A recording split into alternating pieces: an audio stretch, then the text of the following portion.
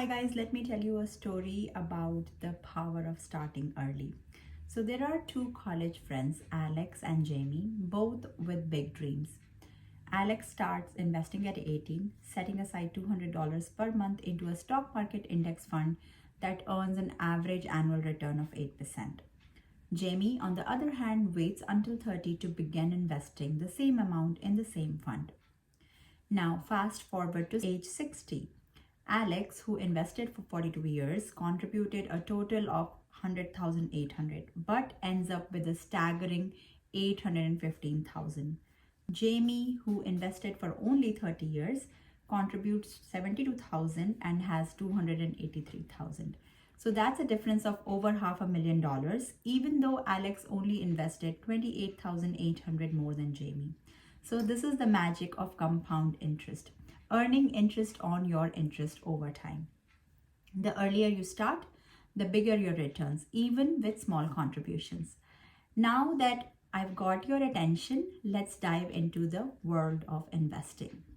All right, so why should we start investing early?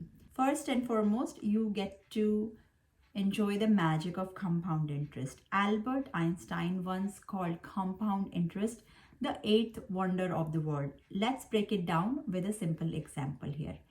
Imagine you invest $1,000 at 10% interest per year. After first year, you have $1,100. After second year, instead of earning interest on 1,000, you earn it on 1,100. So now you have 1,210. After 30 years, without adding another penny, that initial $1,000 becomes 17,450.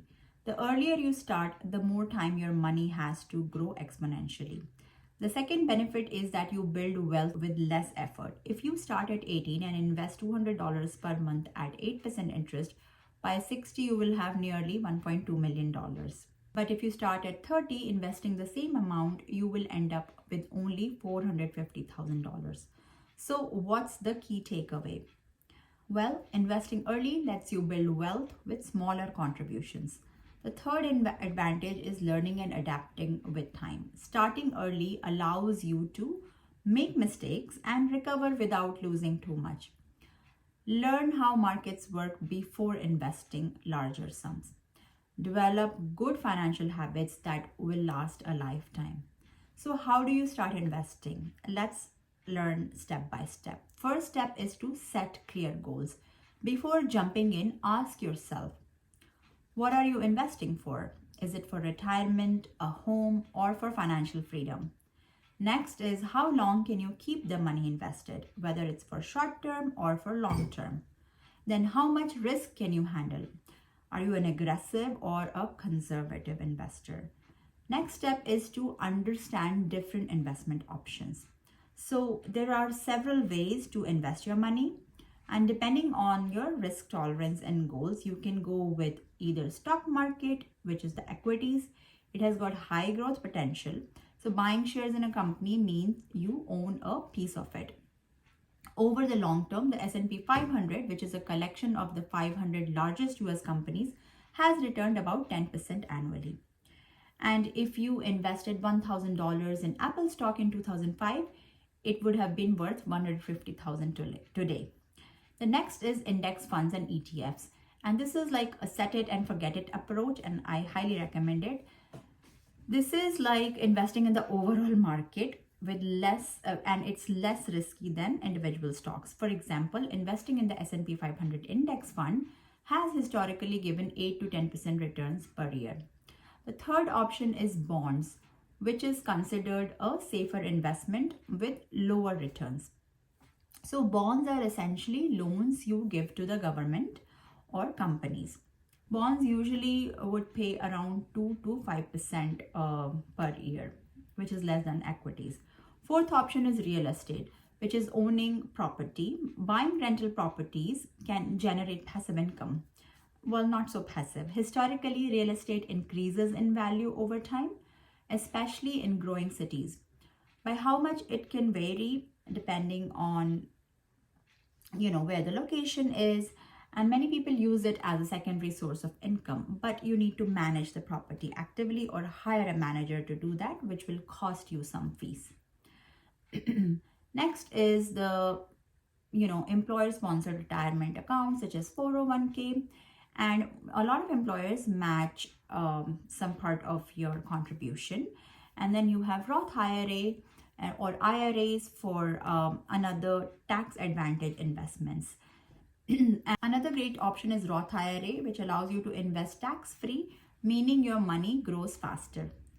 So you can check it out if you qualify based on your earning. Now let's look into some common excuses for not investing and how do you fix that.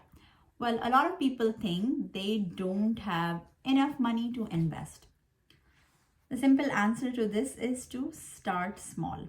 Apps like Robinhood, Fidelity, and many other apps allow you to invest as little as $5. Or you may think investing is too risky. Investing in S&P 500 index fund reduces risk while still growing your wealth. Most people think that they'll start later. But unfortunately, every year you wait, it costs you thousands in potential gains. So don't delay. Now I'll explain this with a hypothetical scenario. Investing versus saving your money. Let's compare two people. Okay. Emma saves $200 a month in a bank account at a 0.1% interest rate, while Liam invests $200 a month in an index fund earning 8% annually. After 30 years, Emma has less than $60,000, while Liam has around $283,000. So you can see that he has grown his money simply by investing.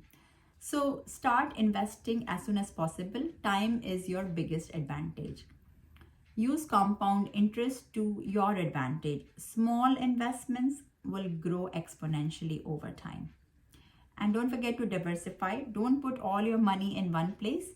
Think long term, because short term market drops don't matter in the grand scheme. So what should you do today? Well, first is to open a brokerage account.